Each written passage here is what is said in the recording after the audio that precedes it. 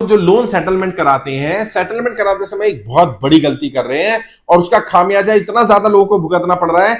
Bank वाले तो बताते नहीं, और जो एजेंट करवाते हैं आपको कि हम सेटल करा देंगे, सेटलमेंट कर लो, खासकर से क्रेडिट कार्ड का या पर्सनल लोन जिसमें सेटलमेंट स्कीम्स आती रहती हैं, उसमें व्यक्ति क्या करता है, कहां फंस जाता है, कौन सी बड़ी गलती कर रही है, किसके बारे में ध्यान रखना है, उसके बारे में मैं आज आपको जानकारी देना चाहता हूं। सबसे बड़ी गलती ये हो रही है कि जब हम सेटलमेंट के लिए बात करते हैं तो हमारा मान लीजिए आउटस्टैंडिंग था 2 लाख रुपए, हमने सेटलमेंट के लिए क्रेडिट कार्ड का आउटस्टैंडिंग 2 लाख रुपए था, सेटलमेंट के लिए बात हो गई 40,000 50,000 में, लगभग इतने पर हो जाती है आराम से, और कम में भी हो जाती है। कई जगह तो जब जैसे मार्च आने वाला है तो मार्च में तो 10 12 15% पे भी सेटलमेंट हो जाता है, लेकिन मानो आपका 20% पे हुआ, 40,000 रुपए पे आपका सेटलमेंट तय हो गया।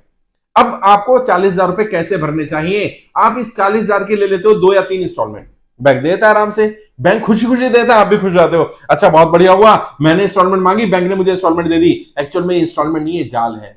इस ट्रैप में जैसे आप फंसोगे आप इससे निकल नहीं पाओगे। क्यों? क्योंकि यदि आपने 3 या 4 इंस्टॉलमेंट बनवा ली, बैंक दे देगा। अगर आपकी एक भी इंस्टॉलमेंट बाउंस हो गई तो जो बैंक नहीं बताता आपको, जो बैंक के कर्मचारी नहीं बताते, आपका सेटलमेंट कैंसिल माना जाएगा और जितना पैसा आपने भरा होगा वो सारा पेनल्टी, सरचार्ज, इंटरेस्ट में काट लिया जाएगा और फिर आपको रीसेटलमेंट करने के लिए बोल दिया जाएगा। जी हां, ऐसा ही होता है।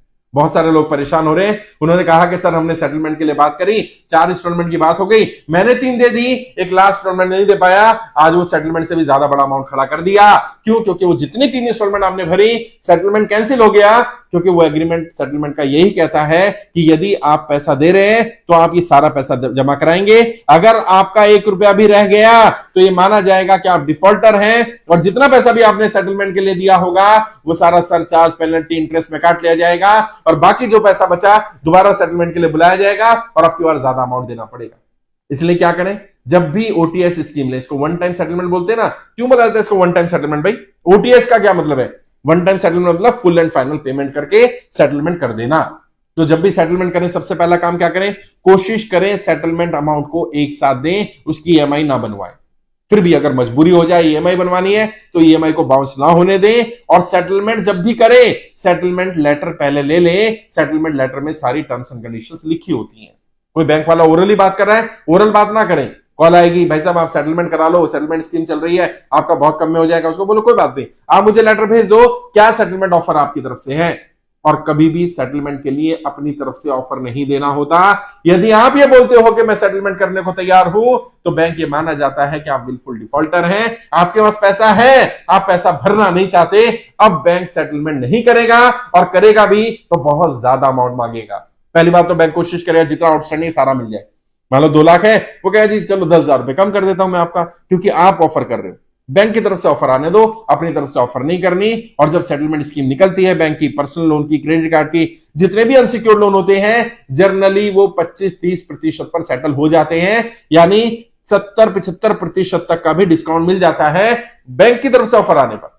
अपनी तरफ से अगर आप ऑफर का इंतजार करेंगे, ऑफर देंगे, इंतजार करेंगे तो ठीक है। अगर अपनी तरफ से ऑफर देंगे तो पूरी पूरी संभावना आपको पूरा अमाउंट भरना पड़ेगा या ज्यादा अमाउंट भरना पड़ेगा।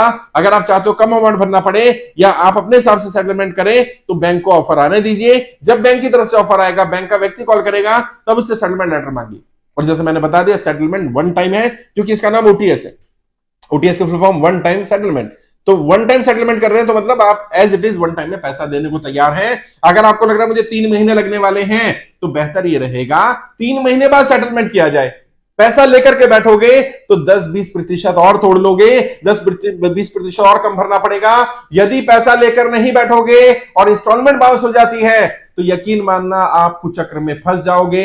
आपको वो पैसा ज्यादा भरना पड़ेगा और जितना पैसा आपने इंस्टॉलमेंट के रूप में सेटलमेंट में भर दिया होगा वो सारा सरचार्ज, पेनल्टी और इंटरेस्ट में काट लिया जाएगा। इससे बचने की जरूरत है। सेटलमेंट करते समय इन सब चीजों को ध्यान रखने की जरूरत है।